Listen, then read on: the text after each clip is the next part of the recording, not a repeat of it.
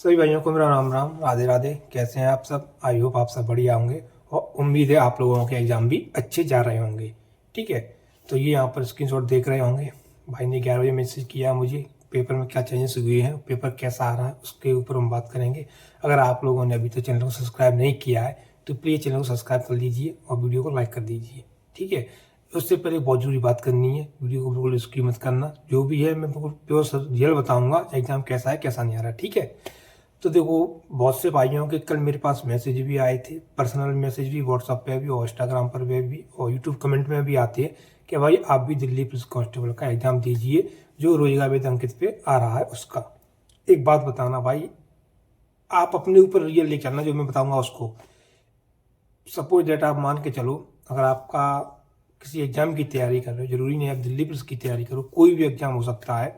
अगर आप उसकी तैयारी कर रहे हो प्रॉपर हर तरीके से, तैयारी भी कर रहे हो 8-9 महीने से, ठीक है, और ग्राउंड भी जा रहे हो, उसके फिजिकल के लिए भी कर रहे हो वो चीज़ें, और एक समय ऐसा है कि आपको पता चले कि आपका जो फॉर्म है वो अप्लाई नहीं हुआ है, तो मैं सच बता रहा हूँ भाई, तुम उस वर्ड को सुनना भी पसंद नहीं करोगे।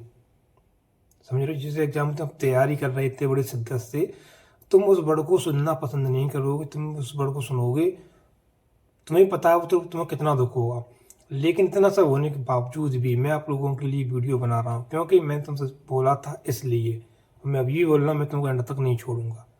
वो देखो, जरूरी नहीं होता है कोई इंसान मुस्कुरा रहा है तो उसके गम कम है भाई।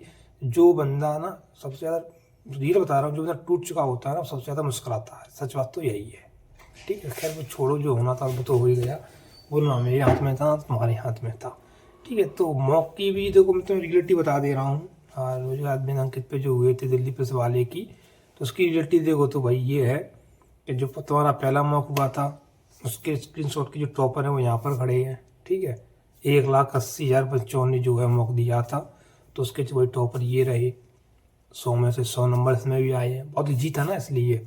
दूसरा मॉक हुआ है ये 22 तारीख को हुआ समथिंग, तो इसके भी टॉपर ये हैं, ये भी 100 में से 100 ही हैं सब। तुमको तो ये लग रहा होगा भाई 100 में से 100 सबके ही आ रहे हैं, तो पेपर में सबके 100 में 100 आएंगे।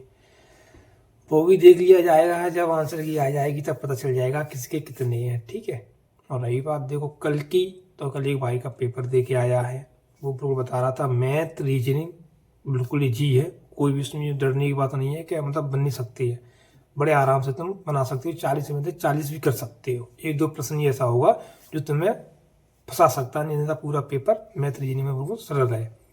और कंप्यूटर बता रहा था 5-6 क्वेश्चन तो ऐसे हैं भाई अच्छे हैं, और 4 क्वेश्चन लगभग ऐसे हैं लेंथी टाइप के हैं, मतलब भाषा ज़्यादा बड़ी दे रखी है इस तरीके से। इकोनॉमी आ गई है उसमें, आजकल के पेपर में इकोनॉमी आई थी। हिस्ट्री से इकोनॉमी का मतलब बेटे थोड़ा बढ़ा दिया गया है।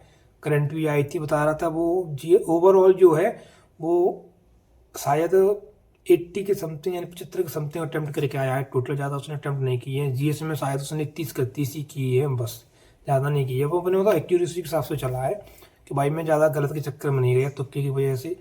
तो ठीक है, तो ये रहा मतलब पेपर का लेवल है। ऐसा नहीं है कि तुम 97 100 कराए तो मेरे 100 में 100 आ जाएंगे भाई, नहीं।